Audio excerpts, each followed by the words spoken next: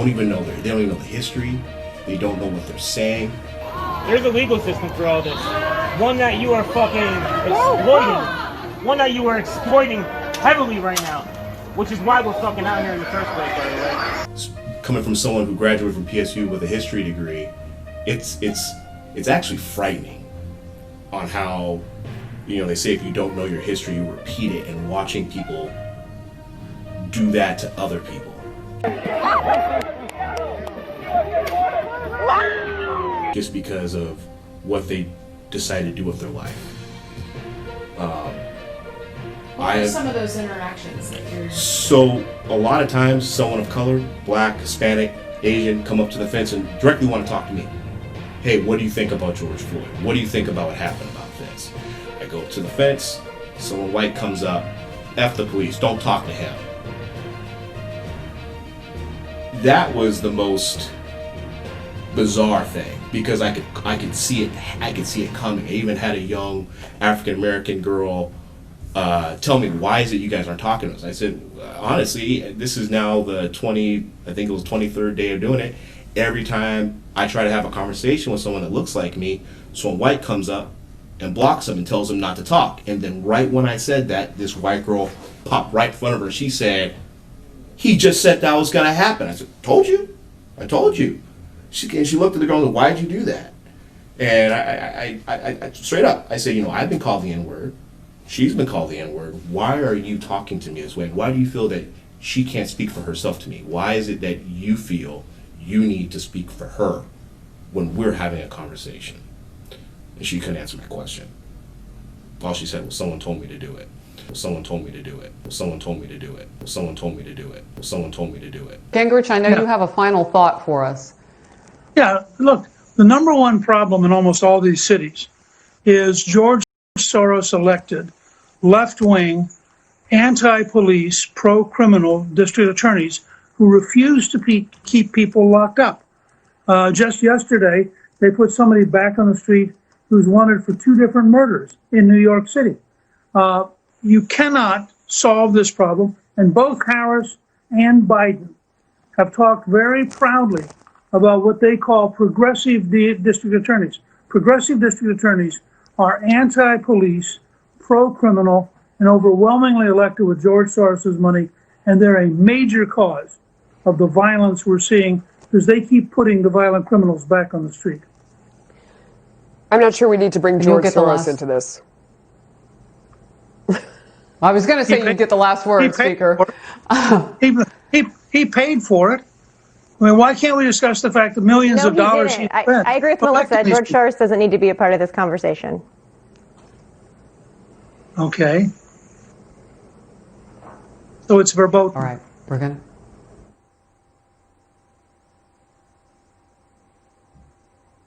So that has been a very strange thing to watch. And one of the first pictures I saw of one of the business that was looted was a black-owned business. I'm like, they're not even from here. They don't even know what they're even doing. So that to me was very angering, watching, you know, a business that was looted, and that business is across the street from a Safeway where before my father became a police officer here in Portland, he worked security at that Safeway. Talk about history and roots. And I actually had a cousin who went to one of the marches and he left. And he said, this has turned into something else. This is weird. So having an African American male marching and then leaving, like I said, it's been very eye-opening. But I did have great conversations. I met 2 young brothers who were literally, after I had taken an explosive, I had been hit with a full beer can, a rock in my chest, frozen water bottle had hit me.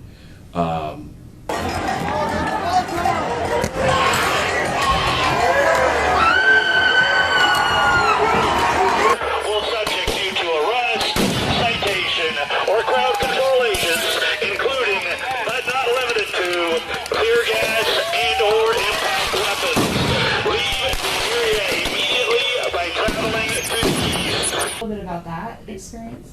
It says something when you're at a Black Lives Matter protest, you have more minorities on the police side than you have in a violent crowd, and you have white people screaming at black officers, you have the biggest nose I've ever seen.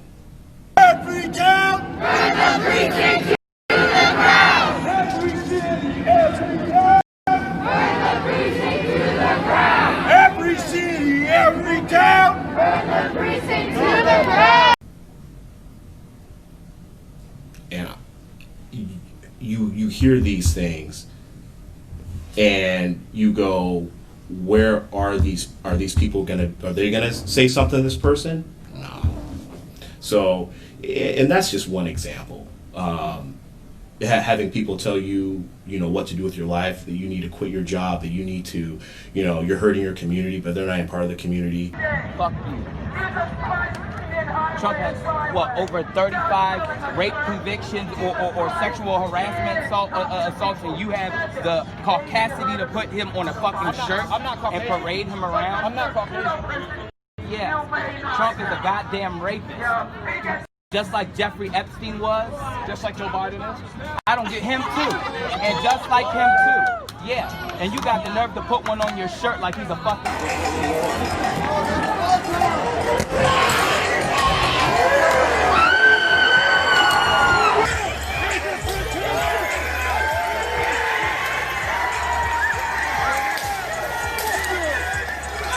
And in fact, something else lost upon the media is the absolute turning of a blind eye to Antifa. Carrying the water for Democrats, the media, it apparently agrees with Jerry Nadler that Antifa violence is a myth. In August Senate hearings, Democrats refused to condemn Antifa. Again, no journalistic curiosity here, despite the fact that Andy Najot, who was a victim of Antifa, said Democrats, he should add the media too, have mastered the art of making its violence appear innocuous. Their violence isn't innocuous. Antifa is not an idea. Andy Najot can tell you that because he was beaten by a group of protesters, Antifa protesters, suffering brain bleed. Another man can tell you this, who in 2019, the victim, his name was Adam Kelly, suffered from a concussion and got 25 staples in his head, but still silence from Democrats, ignoring this group from Democrats.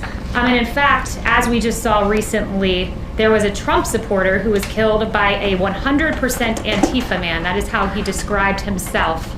And again, no reporting here, but I guess I did the job of the media by getting this information myself. This man who was 100% Antifa, this man, in fact, had been arrested before at 2 a.m. on July 5th in a public protest carrying an illegal weapon. He resisted arrest. He was taken to jail where he was merely given a citation, put back on the streets, and the very next month, this 100% Antifa man was lying in wait before he killed an innocent Trump supporter. Ideas do not target police officers. Ideas do not burn down buildings. Ideas do not kill innocent Americans. Organizations do. And Democrats should condemn the shameful group in the same manner President Trump continues to condemn white supremacy.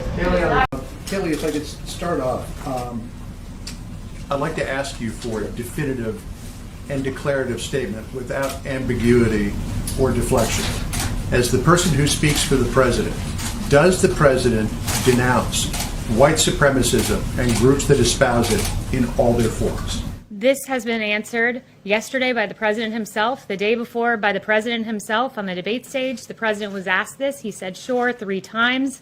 Yesterday, he was point blank asked, do you denounce white supremacy? And he said, I've always denounced any form of that. I can go back and read for you in August 2019, in one voice, our nation must condemn racism, bigotry, and white supremacy. In August of 2017, racism is evil, and those who cause violence in its name are criminals and thugs, including the KKK, neo-Nazis, white supremacists, and other hate groups. I have an entire list of these quotes that I can go through with you. He has condemned white supremacy more than any president in modern history. Just to clear it up this morning, can you, naming it, make a declarative statement that you denounce, that the president denounces? I just did. The president has denounced this repeatedly. The president was asked this. You're contriving a storyline and a narrative. I'm just asking you to put He this said, to rest. I just did. I read you all of the quotes, and if you need to see them in writing, I will put them in an email. Hold on. So, Kaylee, can you right now denounce white supremacy and the group I that just espoused. did. The president You has read a denounced bunch of quotes white from the past. supremacy, the KKK, and hate groups in all forms. He signed a resolution to that effect. The president just last week, perhaps you all weren't covering it, but just last week expressed his desire to see the KKK prosecuted as domestic terrorists. This president had advocated for the death penalty for a white supremacist, the first federal execution in 17 years. His record on this is unmistakable, and it's shameful that the media refuses to cover it. Yes. Thank you. The FBI and the Department of Homeland Security say that racially motivated violent extremism is one of the deadliest threats that we face in the U.S. Does this White House agree with that assessment, and what is it doing to combat this threat?